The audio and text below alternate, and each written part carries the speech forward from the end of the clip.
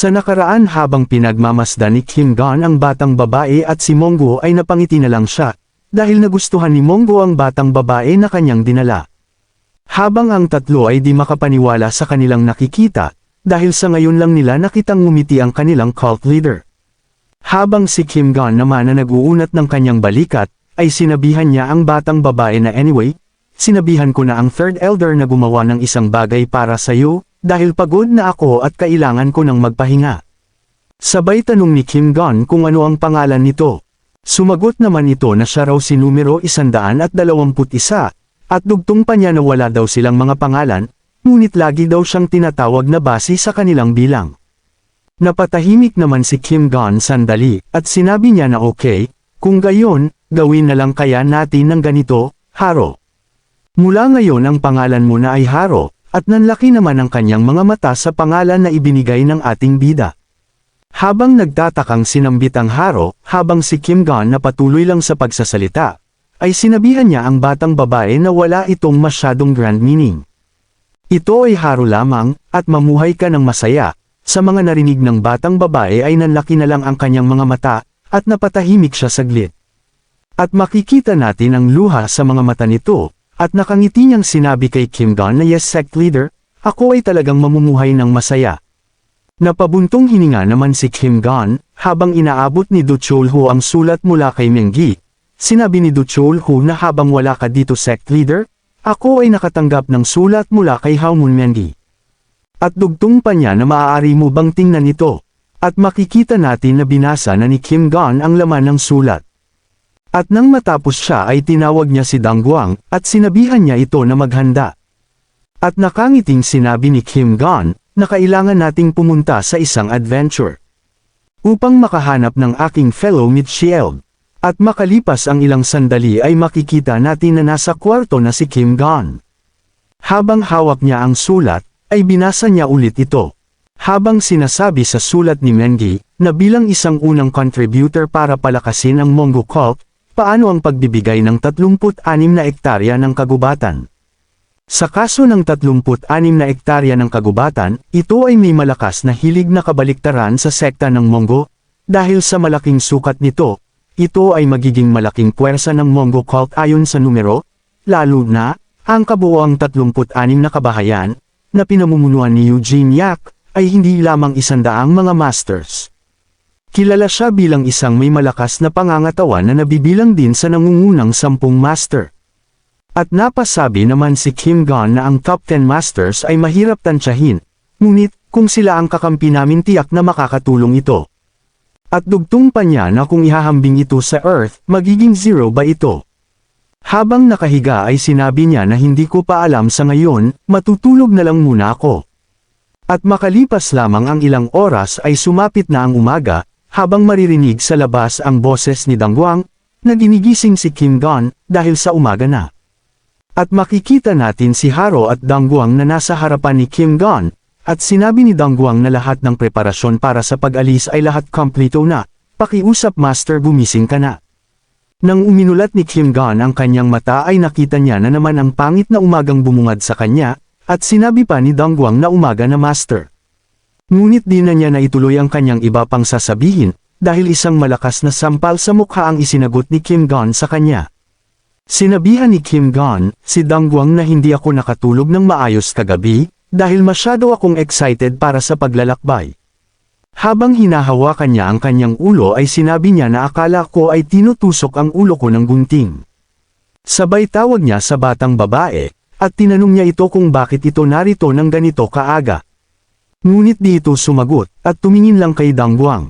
Sinabi naman ni Dang Guang na well, nakita mo, at dugtong pa niya habang nakangiti na ginising ko siya para makita ang iyong mukha, master. Sinigawan naman ni Kim Gon si Dang Guang na kung gusto na nitong mamatay. At napayuko na lang si Kim Gon, habang sinasabi niya na anyway, handa ka na ba upang umalis? Sumagot naman ito ng oo, habang may kinukuha ay bumubulong ito ng dahan-dahan lang, at dugtong pa niya na ito ay tama. Ngunit, sabay ipinakita ang kanyang kinukuha, at sinabi niya kay Kim Gon na paano kaya kung subukan mo itong isuot kahit minsan lang. At dugtong pa niya na inihanda ko ang damit na ito, na sa tingin ko ay babagay sa iyo master. Ngunit sinabihan lang siya ni Kim Gon na sa tingin mo nasa Fantasyland ng Everland tayo o ano. Sabay mura niya kay Dangguang, ngunit agad siyang napatingin kay Haro, dahil sinabi nito na napakaganda naman ng damit na yan. Sumagot naman si Dangguang na tama, pero mukhang di ito kailangan ng pinuno kong tutuusin. Sa sinabi ni Dangguang ay napatahimik saglit si Kim Gon. Ngunit makalipas lamang ang ilang sandali ay makikita natin na sinuot na ito ni Kim Gon. Nang makita ito ni Dangguang ay napasabi na lang siya ng kiya, sa katunayan, ang pagkomplito ng kasuotan ay nasa mukha. Sabay sabi ni Dangguang na bagay sa iyo cult leader. Sinabi din ni Haro na napaka-cool mo master. At sinabi na nga ni Kim Gon na halina kayo bilis. Ngunit biglang napatigil si Kim Gon dahil sa pagtawag ni Haro, at tinanong ito ni Kim Gon kung ano yun. Sinabi naman ni Haro na dahil sa wala po kayo dito master, maglalaro ako ng maigi, pakiusap mag-ingat po kayo master. Nakangiti namang sinabi ni Kim Gon na well kahit ano, maglaro ka lang, at gawin mo ang gusto mo. Hanggang sa makabalik ako, nang bigla na lang may sumigaw na mahuhuli na tayo. Habang si Kim Gon naman ay tinanong si Dangguang na hindi ba't dalawa lang tayo, bakit ang dami naman nating dalang mga gamit. Habang si Dangguang naman na di alam kung ano ang nangyayari ay napasabi na lang ng well. Nang bigla na lang may nagsalita, habang tinatawag si Kim Gon. At makikita natin si Jin Huaran na nakangiting sinabi sa ating bida na ang mga bagahe na kanilang dala ay mula sa kanya. At dugtong pa niya na naisip ko kasi na medyo matatagalan ang paglalakbay na ito. At napawat na lang si Kim Gon, sabay tanong niya kay Jin Huaran na ibig mo bang sabihin na sasama ka? Sumagot naman si Jin Huaran ng of course, kahit anong paglalakbay pa yan. At dugtong pa niya na mayroon kasing mga unexpected incident na mangyayari sa lahat ng oras. At napaisip naman si Kim Gon, na well, ang pagkakaroon ng tatlong tao ay mas maganda na kaysa mag-isa lang si Dangguang na sumama sakin. At sinabihan na nga ni Kim Gon si Jin Huaran na ngunit ang tatlong tao ay. Sabay tanong niya kay Jin Huaran na talaga bang sasama ka ng nakaganyan ng suot. Nakangiti naman sinabi ni Jin Huaran na oo, at tumawa ng mahina, at tinanong niya si Kim Gon na kung samubra ba ang kanyang suot. Sinabi naman ni Kim Gon na sa tingin ko ito ay napaka-excessive. At makalipas ang ilang sandali ay naglakbay na sila Kim Gon, habang nasa loob ay nagtanong si Dangguang sa kanila kung saan sila unang pupunta ngayon. At dugtong pa niya na hindi sila maaaring pumunta ng direkta sa Black Dragon Headquarters kung nasaan makikita ang leader. At iminungkahi niya kay Kim Gon na mas mabuting pumunta sila sa Black Tiger Headquarters kung saan naroon ang second in command. Nagtanong naman si Kim Gon na kung hindi ba sila pwedeng makipagkita agad sa pinuno ng pangkalahatang kawani ng direkta. Sumagot naman si Jin Huaran na ito ay ang kanilang leader, wala tayong anumang direktang koneksyon sa pinuno, kaya wala tayong pagkakataon na makita kaagad ng direkta ang taong iyon, kaya dapat, kailangan muna nating puntahan ang second in command para mag-set up ng isang meeting. Nagtanong naman si Kim Gon na kung anong klaseng tao naman ang second in command. Sinabi naman ni Jin Huaran na kung ang second in command ay. Ngunit di na niya naituloy ang kanyang sasabihin dahil bigla na lang huminto ang kabayo, habang makikita naman natin na hingal pala ito sa kapaguran, dahil sa sobrang layo na ng kanilang nilakbay, at malapit na rin dumilim.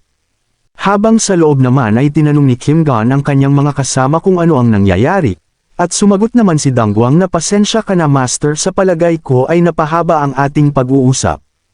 At dugtong pa niya na sa tingin ko ay kailangan na din nating kumain, at magkampong na rin ngayon sa malapit. At sinang-ayunan naman ito ni Kim Gon. At makalipas lamang ang ilang oras ay nakahanap na sila ng magandang spot, at nakapagluto na rin si Jin Huaran ng kanilang pagkain. Habang tinatanong niya si Kim Gon na kung sakto lang ba sa panlasa ng ating bida ang pagkain na kanyang inihanda. Sumagot naman si Kim Gon na ito ay edible, nang bigla na lang mayroon silang narinig na tunog sa paggalaw ng mga dahon sa kanilang likuran. Naikina-alarma naman ni Jin Huaran at Dangguang. Habang may makikita naman tayong paa, habang humihingi ito ng paumanhin sa kanyang biglaang pagdating. At makikita natin na isa pala itong babae, at dugtong pa nito na kung pwede ba siyang makahingi ng kaunting pagkain. Napatahimik naman si Jin Huaran habang sa kanyang isip naman ay napasabi na lang siya na mayroon akong masamang pakiramdam patungkol dito. At dugtong pa niya na bagaman ito ay hindi malupit na bawian ng pagkain ang isang taong nagugutom, gayunpaman, kung tutusin sa iyong kalagayan, parang may humahabol sa'yo.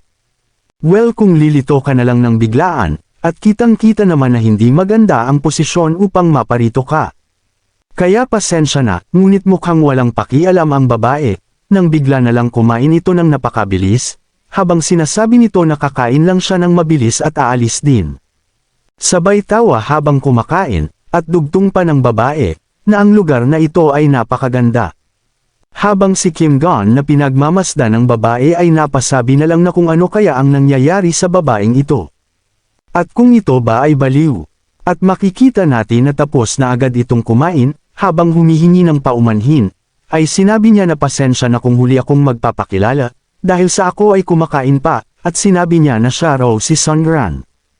At dugtong pa niya na babayaran ko ito sa susunod dahil sa kabaitan niyo, at sa pagbibigay ng masarap na pagkain. Ngunit sinabihan lang siya ni Jin Huaran, nakalimutan mo na iyon, kung tapos ka ng kumain maaari ka nang tumayo at umalis. At dugtong pa ni Jin Huaran na kung makikita ka dito na kasama kami, ito ay hindi magandang sitwasyon para sa amin. Sa sinabi ni Jin Huaran ay hindi ito nakasagot saglit. Ngunit agad naman itong tumayo, sabay hingi niya ng tawad sa kanyang nagawang mali. At sinabi nito na aalis na siya, sabay sabi na mag-enjoy kayo sa natirang pagkain. Naikinatahimik naman ni Kim Gon at Dong Wang, kaya pala di umimik ang dalawa kasi parang hinugasan ang lalagyan ng pagkain nila, wala man lang kahit kunting natira. Napasabi na lang ang mga ito na kung ano ang ibig mong sabihin na kainin namin matapos mong ubusin ang lahat. Sinabihan naman ni Jin Huaran si Kim Gon na maghahanda siya ulit ng pagkain, at dugtong pa niya na magpahinga na lang muna ito saglit sa kanilang carriage sandali. Naagad naman sinang-ayonan ni Kim Gon, at nagpasalamat na din siya kay Jin Huaran. At makikita natin si Kim Gon na akmang bubuksan na sana ang carriage nang bigla na lang mayroon siyang napansin na papalapit sa kanya, at nang nilangon niya ito ay nakita niya ang mga nakasakay sa kabayo, at tinanong siya ng lalaki na kung nakita ba niya ang babaeng ito. Nang makita ito ni Kim Gon ay napasabi na lang siya sa kanyang isip, na ang babaeng iyan ay yung babae kanina. At dugtong pa ni Kim Gon na ngunit saan mo naman nakuha ang gayong kawalang galang na salita. At galit niyang tinawag ang lalaki, ngunit agad naman siyang kumalma at nagbuntong hininga, para mawala ang init sa kanyang ulo. At sinabihan niya ang kanyang sarili na kailangan kong kumalma, at huwag gawing big deal ang mga ito. At sinabi na lang ni Kim Gon na wala siyang alam, at hindi rin niya ito nakita ang babaeng iyan, sabay taboy sa mga kawal. At dugtong pa ni Kim Gon na siya ay pagod at kailangan na niya magpahinga, kaya umalis na ang mga ito. Habang sa kanyang isip naman ay pinuri niya ang kanyang sarili dahil sa nagpigil siya ng maayos, at ito ay napaka-admirable para sa kanya. Nang makita ito ng kawal ang pagtaboy sa kanila ni Kim Gon na parang nagbugaw lang ng lamok, ay namula na lang ito sa inis. At sinigawan niya si Kim Gon sabay mura at sinabihang baliw, at dugtong pa ng kawal na hindi mo ba alam kung sino kami. At dugtong pa nito na kung gusto na bang mamatay ng ating bida. Ngunit matapang namang sumagot si Kim Gon, at tinanong niya ito na kung kilala ba daw nila ang ating bida. Ngunit biglang dumating si Jin Huaran, at sinabihan niya ang mga opisyal ng kawal na hindi namin nakita ang babaeng iyan, at dugtong pa niya na kaya mas mabuting maghiwalay na lang sila ng kanilang mga daan, at huwag na lang pakialaman ang isa't isa. At seryoso niyang sinabi sa mga kawal na siguraduhin natin na hindi dam-anak ang dugo na hindi naman kailangang dam-anak. Sa narinig ng kawal ay napalunok na lang ito ng kanyang laway. Sinabi naman ng kawal na kung gayon, sige, ngunit kailangan pera naming kumpirmahin ang mga bagay, kaya kailangan kong tingnan kung ano ang nasa loob ng carriage. At tinanong naman ni Jin Huaran si Kim Gon, ngunit tahimik lang ang ating bida, ngunit pinili pera ni Kim Gon na ipakita ang nasa loob upang di na magdulot ng gulo. At sinabihan niya ang mga ito, na hindi ba't sinabihan ko na kayo, na hindi namin nakita ang babaeng iyon. At dugtong pa niya na masyado naman kayong mapanghinala. Sabay tanong ni Kim Gon sa opisyal ng kawal na kung naloko na ba ang mga ito ng iba sa kanilang buong buhay. Ngunit pagbukas niya ng pinto ng carriage ay napatahimik na lang siya. Habang makikita naman natin ang babae na may kinakain sa loob at sinabihan niya si Kim Gon na mukhang napakadali mo namang maparito, di tulad ng inaasahan ko. At dugtong pa niya na hindi ko naman sinabi na tuluyan na akong umalis. At di ko rin sinabi kung saan ako pupunta, habang nakangiti pa ito. Habang si Kim Gon naman na di nakapagsalita ay makikita natin ang mukha nito na parang mababaliw, at di niya inaasahan na nandito pala ang babaeng ito sa loob, at sinabi pa ng babae na ang lugar na ito ay puno ng pagkain, sabay bati pa ng babae sa mga taong nasa likuran ni Kim Gon. Habang sa isip naman ng ating bida ay nagtatanong siya kung bakit ito nandito sa loob. Nang makita ito ng opisyal ay napasabi na lang siya na diplomatic immunity. At dugtong pa niya na alam ko na mangyayari ito, sa tingin niyo ba na naniniwala kami sa inyo?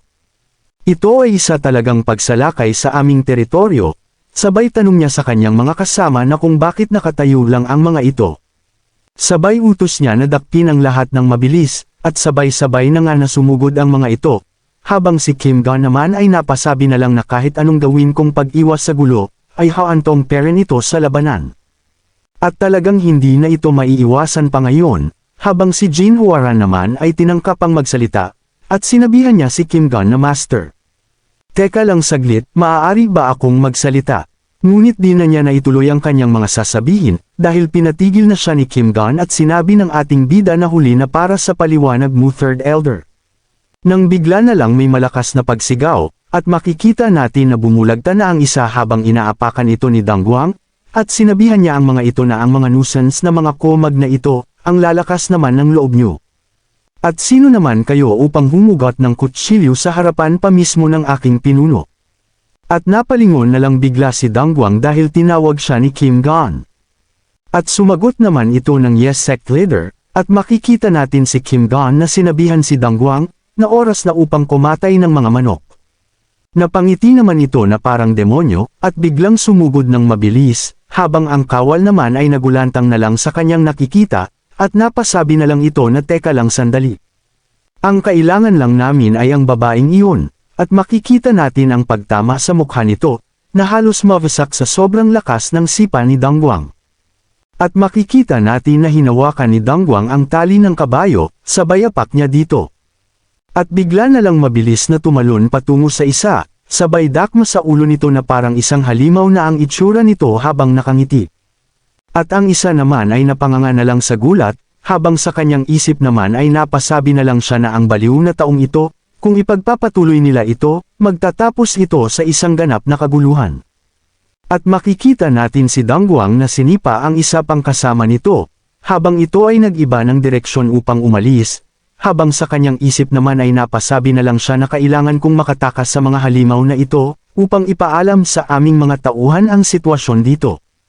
Habang si Dang Guang naman na napansin ang pagtakas nito, ay sinabihan niya ito na ang pagtakas, at pag-iiwan sa iyong subordinate, ay talagang walang konsiderasyon, ang dapat sa iyo ay parusahan ka gamit ang aking mga kamay. Nang bigla na lang may isang bala ng baril ang dumaan sa pagmumukha ni Dang Guang. Habang ang tumatakas na lalaki, habang nakangiti ay iniisip niya na ang mga tanga na ito, dapat umaatake kayo, habang pinapanood ang inyong mga kalaban. At para sa mga katulad niyong mga baliw, ito ay magiging katapusan niyo na kapag umabot ito sa nakakataas. Nang biglang naputol ang kanyang iniisip, dahil sa tumama na pala ang bala sa kanyang ulo na agad niyang ikinamatay. At napatigil na lang ang kabayo na kanyang sinasakyan. Dahil sa dahan-dahan na lang itong bumagsak, at makikita natin si Kim Gon, na mala John Wick ang galawan, oy teka lang mukhang maling John Wick ata nalagay ko. Nang bigla na lang tinawag siya ni Jin Huaran at sinabihan siya nito na sect leader, ito ay isang walang ingat na pagkilos. At makikita natin na napahawak na lang ito sa kanyang ulo, at dugtong pa niya na kung nakagawa ka ng mess sa mga kawal ng militar, hindi lang ikaw ang malalagay sa trouble. Ang martial arts world mismo ay maaaring nasa panganib. Ngunit nakangiti lang na tinanong ni Kim Gon si Jin Huaran na kung ano ang sinasabi mo third elder. At ano namang mali sa ginawa natin. Habang si Jin Huaran naman ay nagtataka na lang kung ano ang ibig sabihin ng kanilang sect leader. At sinabi na nga ni Kim Gon na mayroong isang kasabihan kung saan ako nanggaling. Na kung walang nakakita ng pangyayari, ito ay isang assassination. Narito tayo ngayon, ngunit walang nakakakita sa atin, kaya parang wala na rin tayo dito. Dahil sa walang makakapagsabi na tayo ang gumawa ng krimen. At napasabi na lang si Jin Huaran na ito ay isang kakaibang persuasive. At dugtong pa ni Kim Gon na mayroon na siyang paraan upang makapunta agad ng direkta sa punong tagapamahala. Na ipinagtaka naman ni Jin Huaran, at tinanong niya si Kim Gon na kung ano ang ibig sabihin ng ating bida. At itinuro na nga ni Kim Gon ang larawan ng babae, at sinabihan niya ito na tingnan mo ang papel na nandoon. Na ipinagtaka lalo ni Jin Huaran, ngunit nang makita niya ang sulat na nasa ibaba ay nakita niya ang pangalan ng babae na si Sun Gran, ang krimen, ay pinsala. Grupong restaurant ng gulay, no cream 36 na bahay, at may mga espesyal na tampok. Habang makikita naman natin si Sun Gran na namamangha, at napapatanong na lang siya na kung ano kaya yung nakita ko ngayon lang. Habang tinitingnan ito ni Jin Huaran ay napasabi na lang siya na ang babaeng ito ay ang anak ng punong tagapamahala. At makikita natin si Sun Gran na lumapit ito kay Kim Gon, habang sinasabi nito na biglang namatay ang opisyal kahit na ito ay nasa malayo na. Ngunit sinita naman siya ni Kim Gon na kung wala man lang ba itong sasabihin bago iyan. At makikita natin na nagpasalamat ito kay Kim Gon, habang sinasabi nito na oo tama, salamat nga pala, hindi ko makakalimutan ang kabutihan na ito, at tiyak na sa susunod ito ay babayaran ko. At sumagot naman si Kim Gon na hindi muna kailangan bayaran ako sa marangal na paraan. At nagtanong naman si Sun Gran na kung ano naman ang gusto ng ating bida. Sinabi naman ni Kim Gon na pakiusap ipakilala mo kami sa iyong ama. At nang marinig ito ni Sun Gran ay biglang nag-iba ang mukha nito na parang hindi niya gusto ang gustong ipagawa sa kanya ni Kim Gon, at tinanong niya ang ating bida na kung sigurado na ba ito sa bagay na yan. At dugtong pa niya na kung gusto na bang mamatay ng ating bida. Ngunit makalipas lamang ang ilang oras ng kanilang paglalakbay ay nakarating na sila malapit sa sekta ni Sun Gran. At sinabihan ni Sun Gran ang ating bida na mula dito, ang mga tauhan ko ay aking papupuntahin upang gabayan kayo. Napatahimik naman si Kim Gon at napatingin sa itaas. At napapatanong na lang siya na kung mayroon ba talagang nakatira na mga tao sa ganitong klase ng lugar. Nang bigla na lang mayroon tumawag kay Sun Gran, habang papalapit ang mga ito ay nagtanong ang lalaki kay Sun Gran na kung ayos lang ba ito, at kung may masakit ba sa kanya. Habang ang babae naman ay nagtanong din sa kanya na kung bakit ito lumabas nang wala man lang kahit anong pasabi sa kanila. Habang si Sun Gran naman ay nakangiting binati ang dalawa, habang tinatawag niya ito na kambal at dugtong pa niya na kung kanina pa ba ang mga ito. Sabay hingi niya ng tawad sa dalawa, at sinabi niya na gusto ko lang makita at ma-experience ang iba't ibang bagay. Habang ang babae naman ay tinanong si Miss Sun Gran na kung sino ang mga taong kasama nito. Sinabi naman ni Sun Gran na sila ang aking lifesaver ang nagligtas sa aking buhay. At dugtong pa niya na binigyan din nila ako ng masarap na pagkain. Sumagot naman ang mga ito na nakikita ko nga, at sabay nagpasalamat ang mga ito, at sinabi nila na on behalf sa aming young lady. Kami ay nagpapasalamat sa pagligtas niyo sa kanya, at sinabihan ng dalawa ni Sun Gran na ang mga benefactors na ito ay gusto makipagkita sa aking ama. At nagtinginan naman ang dalawa ng may nag-aalalang mukha, habang sa isip nila ay napapatanong na lang ang mga ito, na kahit pa ang mga ito ang benefactors ng young lady, ay hindi dapat sila basta-basta magpapapasok ng tagalabas ng walang ingat, at baka magdulot pa ito ng di maganda sa kanila. Sinabihan naman ang mga ito ni Sun Gran, na huwag kayong mag-alala, alam ko kung ano ang ikinababahala nyo, ngunit ang mga taong ito ay mga mabubuti.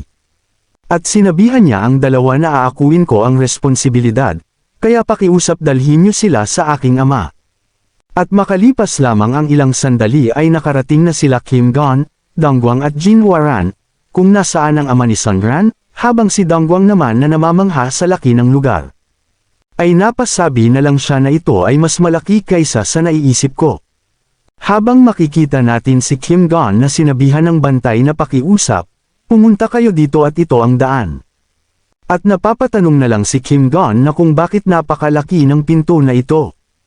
At makikita natin ang tatlo, habang naglalakad sila papasok, ay bigla na lang may nakakatakot na boses ang nagsalita, na ikinagulat naman ni Kim Gon. At sinabi nito na narinig ko na kayo ang nagligtas sa aking anak na babae, ngunit bukod dyan Ano ang dahilan ng pagpunta niyo rito? Napapatanong naman ang tatlo na kung nasaan ang taong nagsasalita. Nang bigla na lang itong nagsalita ulit, habang tinatanong nito na kung siya ba ang gusto nilang makita. Naikinagulat naman ng tatlo, na halos di sila makagalaw sa kanilang kinatatayuan, dahil nasa kanilang likuran na pala ito, at di man lang nila naramdaman ang presensya ng taong ito. At napapatanong na lang si Kim Gon sabay lingon sa taong nasa kanilang likuran, at sinabi niya na kung ano itong lamp na ito. Nang biglang nagsalita si Jin Hwaran, habang binabati niya ang ama ni Sun Gran, ay sinabi niya na sila ay mula sa Mongo Sect, at dugtong pa niya habang ipinapakilala si Kim Gon na ang taong narito ngayon ay ang aming Mongo Sect lead. At di na niya naituloy ang kanyang sasabihin dahil pinatigil siya ng ama ni Sun Gran, at sinabihan niya si Jin Hwaran na narinig ko na ang patungkol sa inyo, at dugtong pa niya habang naglalakad na bukod sa higit pa dyan, ako ay nagtataka patungkol sa rason ng pagpunta niyo dito upang hanapin ako, at nang makaupo siya ay tinanong niya si Kim Gon, na sabihin sa kanya ang dahilan kung bakit sila naparito. Kung nagustuhan niyo ang ating kwento ay paki-like, comment, share and subscribe na rin. Abangan sa susunod natin kwento ang magaganap na kasunduan ni Kim Gon at ni Chong Che, dahil sa may sasabihin ang kanyang tauhan sa kanya, at nagkaroon ito ng dahilan upang tanggapin ang alok na kasunduan mula kay Kim Gon, at habang papalapit ito sa ating bida ay inakala ni Kim Gon na aatakihin siya nito, habang naglalabas ito ng malakas na aura. Ngunit hinawakan lang siya ni Chong Che, at sinabihan niya si Kim Gon na mayroon siyang kondisyon, ito ay ang pakasalan ng kanyang anak na babae, ngunit si Kim Gon na ayaw magpakasal ay minura niya na lang si Chong Che habang nakaangat ang gitnang daliri. At sinabihan niya ito na kung nagda-drugs ba ito, ngunit agad tinakpa ni Jin Hwaran ang kanyang bunganga kaya di ito narinig ni Chong Che. Habang nasa kalagitnaan sila ng pagtatalo ay bigla na lang nakatanggap si Kim Gon ng mensahe kaya napilitan siyang pumayag sa kasal. Ngunit magkakaroon muna sila ng paligsahan, at iyon na nga ang nangyari, habang si Kim Gon naman at manalo ay nagpabaya kaya napuruhan siya ni Chong Che dahilan upang makatanggap siya ng malakas na atake mula kay Chong Che. At darating din sa eksena si Jin Hwaran ngunit wala man lang kahirap-hirap na dinakma ang mukha nito. At masasaksihan natin sa susunod ang matinding bakbakan ni Dangguang at Chong Che at magbabasagan ang mga ito ng kanilang mga mukha, kahit malaki ang agwat nila ay magagawa peren makasabay ni Dangguang, at dahil sa pinsala ay hindi muna makakalaban si Kim Gon, ngunit mayroon palang inihanda ang ating bida upang manalo, kaya sila ang nagwagi sa paligsahan nila.